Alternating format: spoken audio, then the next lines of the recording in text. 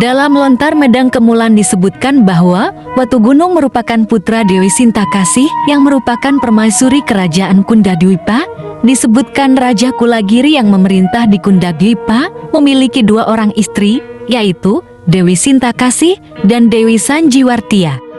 Suatu ketika Raja Kulagiri sedang bertapa di Gunung Semeru, meninggalkan istrinya Dewi Sintakasih yang sedang mengandung. Semakin lama, perut Dewi Sintakasih kian membesar. Akhirnya, ia memutuskan untuk menyusul Raja Kulagiri ke Gunung Semeru. Ternyata, di tengah perjalanan menuju puncak gunung, Dewi Sintakasih melahirkan tepat di atas batu besar yang datar. Tanpa disadari, sang bayi yang dilahirkan terjatuh. Anehnya, sang bayi tak cacat sedikit pun. Yang lebih aneh lagi, batu besar yang ditimpa bayi tersebut malah terbelah menjadi 2 bagian. Atas anugerah Dewa Brahma, bayi Dewi Sintakasih tersebut diberikan nama Iwatu Gunung. Dewa Brahma bersabda bahwa Watu Gunung akan menjadi seseorang yang sakti dan terkenal, serta tidak akan mati terbunuh oleh dewa, Detya, Denawa, Asura, maupun manusia. Namun, Watu Gunung dapat dikalahkan dan dibunuh oleh Dewa Wisnu yang berwujud sebagai kura-kura. Seiring berjalannya waktu, Watu Gunung mengalami pertumbuhan sangat pesat.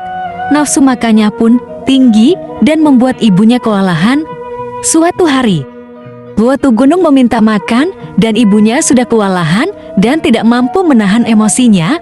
Akibatnya, kepala Watu Gunung dipukul oleh ibunya dengan sendok nasi sehingga kepala Watu Gunung luka dan berdarah. Akibat kejadian itu, Watu Gunung pergi meninggalkan istana. Konon, dalam perjalanannya pergi meninggalkan kerajaan, ia menjadi seorang perampok. Semua kerajaan mampu ditaklukkan Watu Gunung, termasuk kerajaan Kundadwipa yang merupakan kerajaannya dahulu. Di sana, ia menikahi Dewi Sintakasih yang tak lain adalah ibunya sendiri. Namun, suatu ketika, Dewi Sintakasih sedang mencari kutu di kepala Watu Gunung. Dilihatlah luka bekas pukulan sendok nasi di kepala Watu Gunung. Akhirnya, karena merasa berdosa dan ingat bahwa yang bisa mengalahkan Watu Gunung hanya Dewa Wisnu, maka Dewi Sintakasih memohon kepada Watu Gunung agar menjadikan Dewi Sri Laksmi yang tak lain adalah istri Dewa Wisnu untuk dijadikan madu. Keinginan itu membuat Dewa Wisnu menjadi marah besar.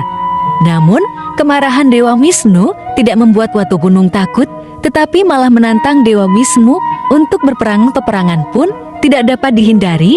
Dewa Wisnu menjelma menjadi seekor kurma atau kura-kura bersenjatakan cakra.